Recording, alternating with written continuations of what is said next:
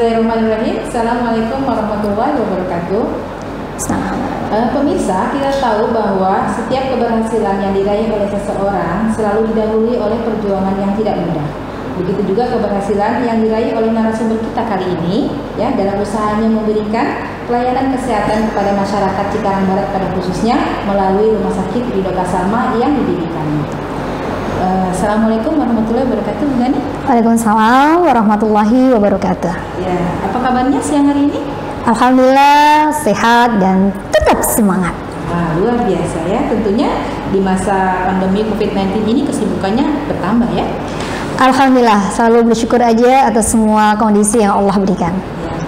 Ya. Pada kesempatan ini kita akan berbincang-bincang bersama ya.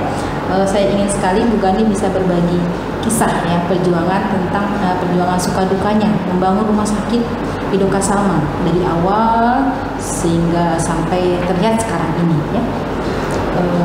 Bismillahirrahmanirrahim. Ya, kalau boleh saya tahu bagaimana Bu Gani memulai rumah sakit ini ya, sejak kapan dan bagaimana memulainya? Sebetulnya memulainya itu di awal tahun 2010. Cuman perjalanan rumah sakit Ridho Salma itu berawal dari sebuah RB rumah bersalin dengan nama yang sama Ridho Salma. Namun kala itu dimiliki oleh kakak kandung saya. Qadarullah dalam perjalanan karena ada sesuatu hal membuat kakak saya berkeputusan untuk mau menjual rumah bersalinnya. Dan qadarullah pula dalam beberapa waktu berjalan belum mempunyai seorang pembeli yang sesuai dengan harapan dari kakak saya. Akhirnya saya dan suami memutuskan untuk bismillah mengajukan kepada kakak saya untuk bisa berkontribusi membangun Ridho Salma dengan menjadi bagian dari owner itu sendiri. Ya, memang seperti kita ketahui untuk membangun atau memulai unit usaha di bidang yang tidak sesuai dengan kami punya background itu sesuatu yang menjadi kendala. Namun kembali lagi karena di sini yang menjalankan awal adalah saya, tentunya saya pribadi pertama tentunya melakukan satu istikharah ya kepada Allah Subhanahu wa taala, apakah langkah saya berikutnya akan saya pribadi akan bisa untuk menjalankannya. Kemudian yang kedua minta ridho dari suami, dan ketiga adalah melihat dari latar belakang pengalaman saya pribadi, yaitu dimana sebelumnya membangun sebuah sekolah National Plus di area Cibubur, dimana dipercaya oleh owner waktu itu 9 tahun alhamdulillah mengantarkan sekolah tersebut dari 0 murid menjadi 1.400 murid, dari 0 guru menjadi 250 guru atau staf pengajar, dari level bisa mengantarkan level TK sampai dengan SMA berakreditasi A dan specialist center. Artinya dari situ Allah mengizinkan untuk saya pribadi bisa berproses dalam kehidupan, yaitu mempunyai pengalaman di manajerial. Berarti insya Allah dengan adanya satu tawaran atau challenge atau tantangan ke depan ya, dengan ditawarkan mengelola suatu unit kesehatan, kami rasa tidak jauh berbeda ya. Yang terpenting satu, insya Allah masih punya niat baik dan bertanggung jawab terhadap kita punya niat baik. Artinya kami merasa bahwa unit sekolah, unit rumah sakit atau kesehatan itu insya Allah tidak jauh berbeda, mempunyai satu visi yang sama, yaitu lebih kental dengan sosial. Maka insya Allah ini sangat bersinergi dengan visi rumah tangga kami berdua bersama suami, dimana kami ingin rumah tangga kami adalah punya visi akhiratnya, bagaimana kami bisa menjadi seorang pribadi sebagai hamba yang insya Allah sebaik-baiknya menjadi hamba itu bermanfaat bagi sesama. Dan kami merasa dan menilai serta meyakini bahwa insya Allah nanti kelak mengelola rumah sakit, mengelola di bidang kesehatan berikutnya adalah satu ladang amal untuk kami, satu ladang atau kesempatan kami bisa bermanfaat lebih besar kepada sesama. Akhirnya qadarullah di tahun 2010 dari hasil istikharah dan saya pribadi minta ridho dari suami, akhirnya kami masuk menjadi pemilik atau sekaligus mengelola rumah sakit RB dulu, RB Ridho Salma dengan kepemilikan 30%. Qadarullah di tahun 2011 Rumah Sakit RB Hidoka Salma bisa menjadi rumah sakit ibu dan anak dari 3 bed menjadi 15 bed. Qadarullah pula di tahun 2012 Rumah Sakit Ibu dan Anak bisa meningkat kembali menjadi Rumah Sakit Umum RS Hidoka Salma menjadi 40 bed. Di situ pula juga berkembang pula dari kepemilikan biiznillah dengan izin Allah Subhanahu wa taala di tahun 2015 saya dengan suami sudah 100% memiliki Rumah Sakit Hidoka Salma dan mempunyai hak sepenuhnya ya untuk bisa mengelola Rumah Sakit Hidoka Salma. Tentunya ini kesempatan bagus untuk kami dengan kendaraan Rumah Sakit Hidoka Salma, dengan kendaraan berjuang di bidang kesehatan. Insya Allah ini salah satu yang kami yakini kendaraan untuk bisa mewujudkan visi akhirat rumah tangga kami. Terutama kami berdua bersama suami. Oh, jadi perkembangannya itu dari rumah sakit bersalin dulu, betul, dan rumah sakit ibu dan anak, betul, rumah sakit umum, gitu betul, ya, dan terakhir menjadi rumah sakit Islam. Ya. Alhamdulillah. Apa sih yang dicari dengan mendirikan rumah sakit Islam ini oleh Bu Gani? Baik, tentunya kalau kita bicara apa yang dicari itu kan berarti kita bicara falsafah hidup ya. Oke, falsafah hidup kami yang itu yang nanti harus kita bangun untuk menjadi satu energi berupa motivasi perjuangan hidup kami berikutnya. Falsafah hidup kami tentunya kami bagaimana bisa mengabdi diri kami menjadi sebaik-baiknya kepada sebagai hamba ya, mengabdi kepada Allah Subhanahu wa taala, bangsa dan negara di bidang yang kita mampu dan bisa. Qadarullah, Allah memberikan challenge di bidang kesehatan, maka kami ingin mengabdi sepenuhnya di bidang kesehatan. Karena itu motivasi kami seperti tadi sudah diutarakan kepada Bu Dewi, ya nggak usah muluk-muluk ya, kami ingin bagaimana kami menjadi pribadi yang sebaik-baiknya sebagai hamba, sebagai umat, yaitu bermanfaat. Dan dengan kendaraan di bidang kesehatan, insya Allah bisa merealisasikan itu, bisa mewujudkan itu, dan diberikan kesempatan kami untuk bisa mengaktualisasikan diri. Apalagi giroh kami diperkuat kembali, yaitu dengan menjadikan Rumah Sakit Hidoka Salma yang semula menjadi rumah sakit umum menjadi rumah sakit Islam ya. Dan dengan rumah sakit Islam tentunya ini kesempatan bagus selain memberikan pengabdian kita kepada bangsa, yaitu membantu bangsa ini dalam sisi pelayanan kesehatan kepada masyarakat, yaitu di bidang kesehatan yang sebaik-baiknya, tapi juga memberi kesempatan atau ladang amal, ladang atau sarana bagi kami untuk bisa berdakwah, untuk bisa syiar agama kita melalui bidang kesehatan. Contohnya pasti banyak. Artinya kalau kita bicara rumah sakit Islam mempunyai satu standar pelayanan Islami, dijamin bahwa pelayanannya juga Islami, dan tidak bisa dipungkiri secara pribadi kita sebagai seorang Islam harus bangga dengan Islam kita. Bagaimana bangganya? Ya kita bersungguh-sungguh untuk bisa menunjukkan keislaman kita. Saat ini kita bergerak di bidang kesehatan, tunjukkan sungguh-sungguh bangganya kita di bidang kesehatan berciri Islami.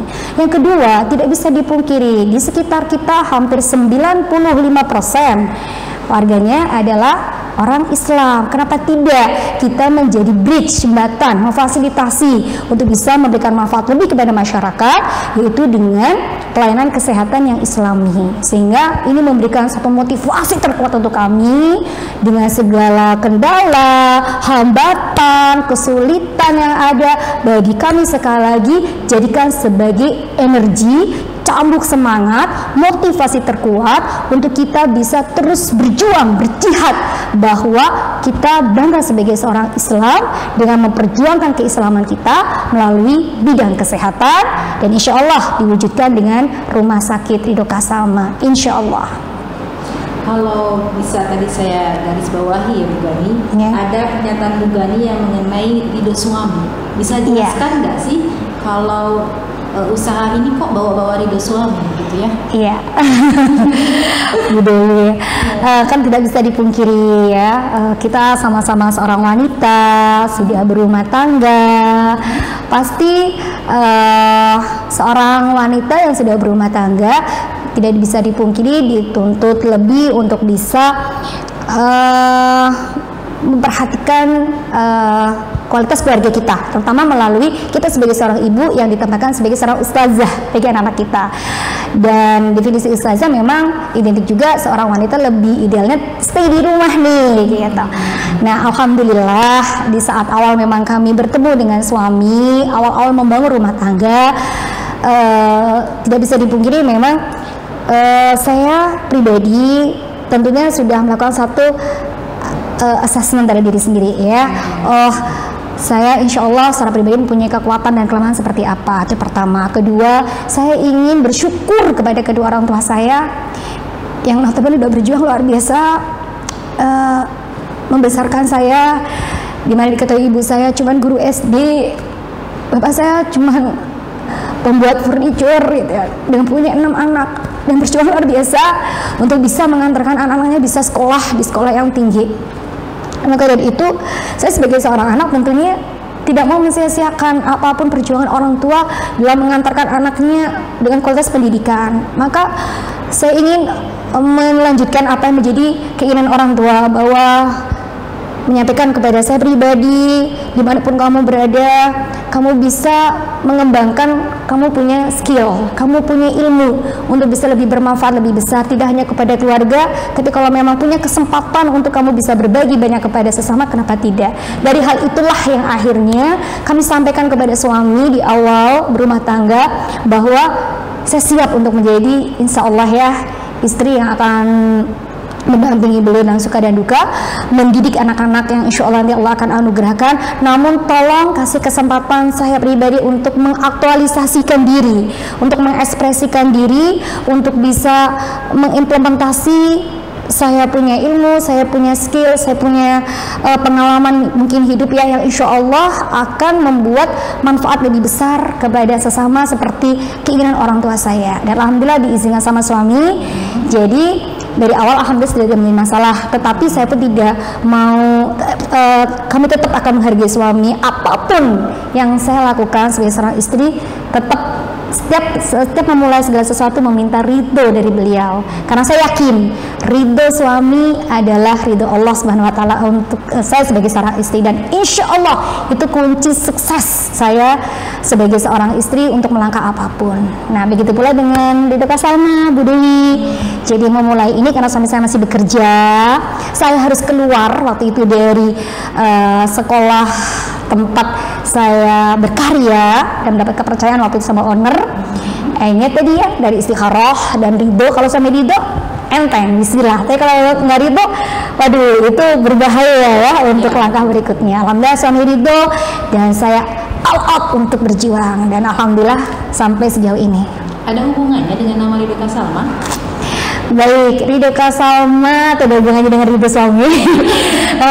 Namun itu spirit orang tua ya, karena kembali lagi tadi diterangkan sama Bu Dewi ya, bahwa kenapa kok saya wanita kok mau berjuang seperti ini, karena semata-mata ingin rasa syukur saya sebagai orang tua, bagaimana bisa menyeimbangkan lah fungsi wanita di rumah tangga, bisa mendidik anak, bisa melayani suami, tapi juga di dunia sosial kita bisa mengaktualisasikan diri. Karena itu saya selalu minta ridho juga dari orang tua selain kepada suami. Sama seperti anak-anak, semua nama anak-anak yang memberikan nama adalah orang tua, dan suami itu lebih banyak orang tua. Sama juga dengan Ridho Salma, meminta ridho dari orang tua, mohon nama yang terbagus seperti apa. Alhamdulillah orang tua menyampaikan sudah namanya Ridho Salma, dengan arti ridho Kak itu kepada Allah, Salma semoga selamat dunia akhirat. Dan Salma itu nama ibu saya. Salma. Jadi kita ingin ada nilai-nilai birrul walidain atau bakti kepada orang tua dalam setiap langkah perjalanan seorang anak. Begitu Bu Dewi. Oh ya, jadi bisa disimpulkan bahwa yang dicari ini sebenarnya visi akhirat ya, bukan ya? Insya Allah, dan itu poin utama. Jadi apapun yang kita lakukan itu seperti juga ditanamkan oleh ayahanda kami, itu juga selalu diwasiatkan oleh orang tua kami. Apapun yang kita lakukan, profesi apapun yang kita jalanin, harus punya satu fondasi terkuat yang dibangun. Orientasinya adalah visi akhirat. Karena insya Allah manakala visi kita akhirat, dunia kita akan mengikuti. Tapi berbalikan, kalau visi kita dunia, belum tentu dunianya kita dapatkan, apalagi akhiratnya. Dan pengalaman kami, Bu Dewi, manakala kita mempunyai visi akhirat, justru itu energi terkuat ya, semangat selalu terjaga. Karena dalam menjalani apapun, baik itu di unit usaha, dalam keluarga, profesi apapun, tidak semuanya itu happiness. Karena itu paket ya, ada kesedihan, ada hambatan, ada kendala, ada kesusahan, ada kesulitan. Mungkin lebih banyak kesulitan kali ya, karena sukses itu 99%, jadi kegagalan. Jadi kita harus banyak gagal-gagalnya dulu. Nah, manakala kita punya visi akhirat, itu bukan membuat kita jadi down, membuat kita jadi lemah, tapi justru jadi cambuk semangat ya, karena kita jelas tujuan kita Allah, ada Allah lagi, Allah terus, Allah lagi, Allah terus. Sehingga dengan orientasi akhirat yang kami rasakan, perjuangan itu begitu indah, perjuangan itu begitu menyemangati kami, dan sepertinya perjuangan membuat kami itu terus bersemangat setiap saatnya, meskipun ada kendala, kesulitan di depan mata, tapi kami yakin Allah ada bersama kita. Insya Allah begitu, Bu Dewi. Oke. Dan berbicara tentang perjuangan dan kesulitan nih ya, Bu Gani. Apa sih kesulitan yang terbesar yang dirasakan selama berjuang membangun rumah sakit hingga sebesar ini? Wah, kalau bicara kesulitan banyak, Bu Dewi ya. Apalagi notabene kita ini ya mencoba untuk mengevaluasi diri gitu ya. Kita lihat dari kendala kami, terutama jujur dari background pertama dari sisi education atau pendidikan. Latar belakang pendidikan kami bukan medis, Bu Dewi. Saya dan suami cuma diploma 3 dari Politeknik Undip, jurusannya akuntansi, jadi nggak nyambung dengan kesehatan. Pasti ini kendala terbesar nih, bagaimana kita mau mempunyai usaha tapi kita usaha kesehatan tapi kita bukan orang kesehatan, bayangkan itu. Yang kedua, pengalaman atau experience. Kami tidak punya experience untuk mengelola secara spesifik di kesehatan, tapi insya Allah masih tadi yang tadi kita katakan di awal, ada pengalaman di sekolah. Jadi insya Allah lah manajer di mana-mana insya Allah sama, karena yang kita atur adalah people atau person. Dan yang paling berat di depan mata Bu Dewi adalah permodalan ya, karena untuk memulai satu unit rumah sakit itu membutuhkan permodalan yang besar ya, tidak hanya dari izin, tapi juga tanah, juga sarana prasarana, alkes, SDM dan segala sesuatu. Dan notabene kami bukan orang yang permodalannya kuat, bagian keluarga kami itu sudah saya utarakan ya, tidak punya warisan sama sekali. Bagaimana punya warisan? Bagaimana warisan terindah orang tua ya pendidikan. Orang tua sudah berjuang, meskipun mereka backgroundnya cuma guru SD dan tukang pembuat furniture, tapi kami bangga karena orang tua menanamkan kepada kita adalah mental dan karakter yang kuat untuk berjuang. Jadi itu kendala yang terkuat adalah kami pendidikannya tidak sesuai.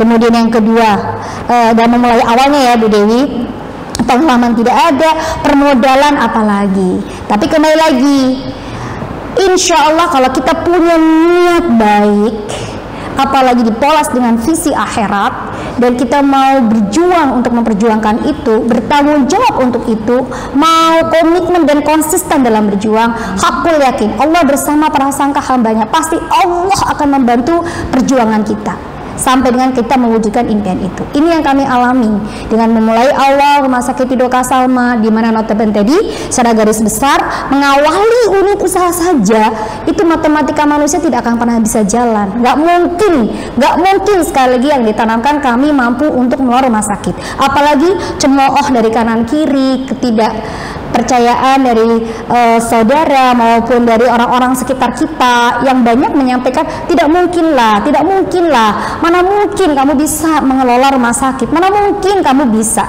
Itu tidak hanya dari masyarakat saja di sekitar kita, bahkan orang-orang terdekat dan keluarga terdekat pun masih mempunyai satu asumsi seperti itu. Tapi balik lagi yang tadi kita utarakan, kalau kita punya niat baik, visinya dibangun karena Allah, perjuangkan terus. Dan itu kami alami, kami terus perjuangkan. Qadarullah, sampai hari ini kami masih bisa eksis, kami masih bisa berkembang, dan kami bisa mewujudkan apa yang menjadi visi akhirat kami. Seperti itu. Dan kedepannya nih, setelah perjuangan yang luar biasa ini, kedepannya harapan apa yang akan Bu Gani raih bersama rumah sakit ini? harapannya pasti kami ingin konsisten ya, bahwa apa yang sudah kita mulai harus kita selesaikan. Kita sudah memulai dengan perjuangan Rumah Sakit Ridho Salma yang menjadikan sebagai rumah sakit Islam, dan visi akhirat kami bersama Rumah Sakit Ridho Salma pastinya kita ingin membesarkan Rumah Sakit Ridho Salma sebagai rumah sakit Islam, insya Allah menjadi kebanggaan orang Islam. Jadi saya tidak mau bahwa Ridho Salma adalah identik dengan saya, tidak. Ridho Salma adalah milik Allah, milik orang Islam, umat Islam. Jadi mohon doanya, mohon supportnya. Semoga Rumah Sakit Ridho Salma menjadi simbol kebanggaan orang Islam, simbol perjuangan orang Islam, dan simbol kebahagiaan atau aktualisasi orang Islam. Jadi dengan Ridho Salma, insya Allah akan menjadi rumah sakit kebanggaan orang Islam, akan menjadi kedepannya menjadi rumah sakit yang bisa lebih besar, lebih profesional dalam pelayanannya, bisa menjadi cambuk atau penyemangat bagi rumah sakit lain yang bisa jadi pengelolanya adalah orang Muslim. Kemudian harapannya dengan Ridho Salma sebagai rumah sakit Islam mempersatukan umat Islam untuk bersama-sama membesarkan rumah sakit ini menjadi rumah sakit kebanggaan kita semuanya sebagai orang Islam. Dan terakhir tentunya, semoga dengan Ridho Salma menjadi rumah sakit Islam selain menjadi motivasi untuk rumah sakit lain, kebanggaan dan kebahagiaan kita sebagai umat Islam juga membuka pintu lebar-lebar untuk siapapun mau belajar. Ya, karena tadi satu falsafah kami adalah bagaimana kami sebaik-baiknya memberikan manfaat kepada orang lain. Dengan kami menjadi bukti mengantarkan bisa membuat sebuah rumah sakit Islam, kenapa tidak dengan umat Islam lainnya. Dengan senang hati untuk kami membuka diri teman-teman atau sesama umat Islam untuk belajar ya bagaimana memulai unit usaha kesehatan yang Islami dan mengembangkan bagaimana rumah sakit itu bisa berkembang. Apalagi tentunya tidak hanya kesehatan tapi lebih terciri harus dengan spirit atau hero sebagai ladang dakwah atau syiar Islam, artinya pelayanannya harus Islami. Sekali lagi insya Allah kita membuka diri dengan senang hati dan penuh semangat. Oke, luar biasa sekali ya. Terima kasih ya Bu Gani untuk sharingnya, luar biasa. Jadi kita tahu nih ya ternyata Ridho Salma itu sejarah namanya seperti apa ya. Oke, sebelum kita tutup Bu Gani, boleh Bu Gani memberikan sedikit kan kita sedang dalam masa wabah COVID-19 ya. Baik. Juga memberikan sebagai penutup juga saran ya kepada masyarakat yang menyaksikan acara ini gitu ya. Bagaimana sih harusnya kita menghadapi COVID-19 ini? Baik, makasih Bu Dewi. Bismillahirrahmanirrahim. Bapak dan Ibu semuanya, sesama saudara muslim yang kami hormati, banggakan, diberkahi Allah Subhanahu wa taala.